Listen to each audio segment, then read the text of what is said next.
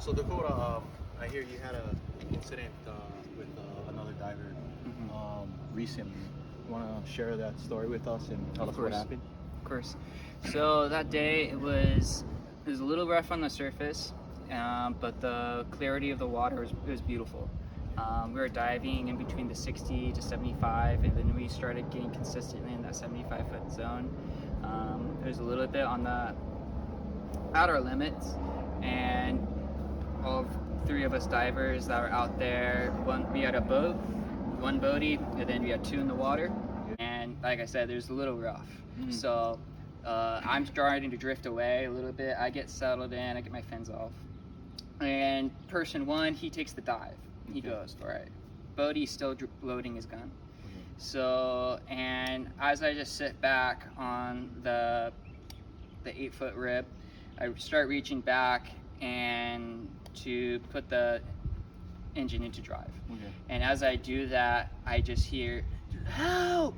I look up and person one has jutted up out of the water. And so he was about like waist high up, and then he just goes straight back, and he was out at that moment. But just blood pressure just dropped and he went unconscious.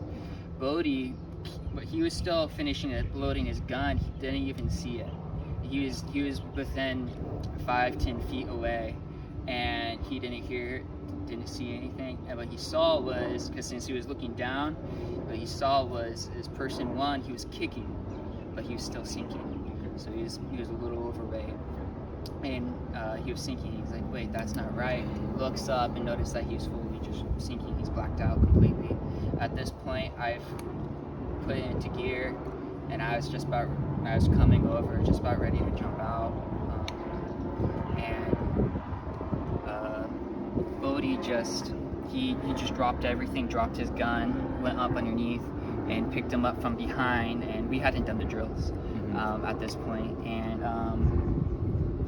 he just pretty much like kept him up out of the water, but he had gone underneath water for a second or two. So he inhaled a little bit of water, and Bodie just picks him up and puts him on his back. And he's just kind of like holding him on the waist, but like not really keeping his head above water. And luckily he comes back to it.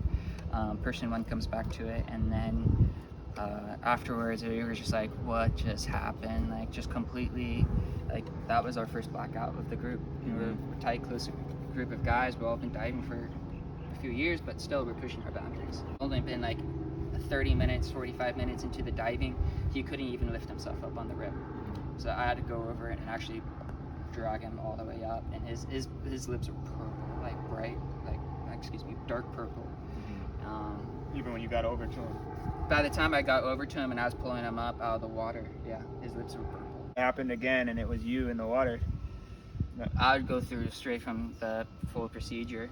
Like now that I know like the information, and I've done the drills and seen what it actually feels like, and you guys showed us and you guys corrected us and how to properly do it, I definitely run straight, like just okay, what I'm actually supposed to do, just go from like the step-by-step basics and making sure you're getting that arm up, and then taking that mask off, the blow, tap, and speak, all that. And I definitely now see how much more important it is. And that day it was just definitely pushing those limits a little bit too much, pushing that depth a little bit too much, and it was just that one dive where something was off. Sounds like your friend made a full recovery? Yep, everybody made it out, got back home that day. Everybody was safe, a little bit of coughing. He ended up not deciding to go to the doctors to get a checkup, but now he's good. He's still alive. We're still diving. You know, even in that situation, you know, you should go get checked out, because there can be a thing called secondary drowning, you know, from having water in your lungs that you may have heard of. So just it doesn't hurt to just get checked out, you know. Even if you don't suffer from secondary drowning, you can still get sick. You can get pneumonia, and get sick for weeks, you know. You don't want that to happen. So, but good. I'm glad everyone made it out all right.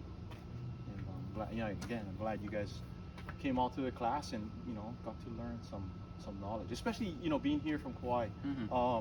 I think during the class you had shared that a little bit of that story, and I mentioned, I think, to Nikki, Dylan, and Neil that you guys, and your brother look like some of the older ones that are out there, and now you're pushing the boundaries. Maybe not so much the younger kids that are 14. They're gonna look up to you guys, but they're not gonna test their boundaries like you folks will. You're gonna push that. You go, I can dive. Oh, I can dive 75 feet now. Like, wow, let's see how far I can push that. And knowing these safety protocols is gonna help you in the long run. When you guys do want to push those limits. So. Yep. Definitely. So yeah, I hope you guys stick with it and continue to learn, advance in level 1 and level 2 class, and continue to strive to be better and safer divers.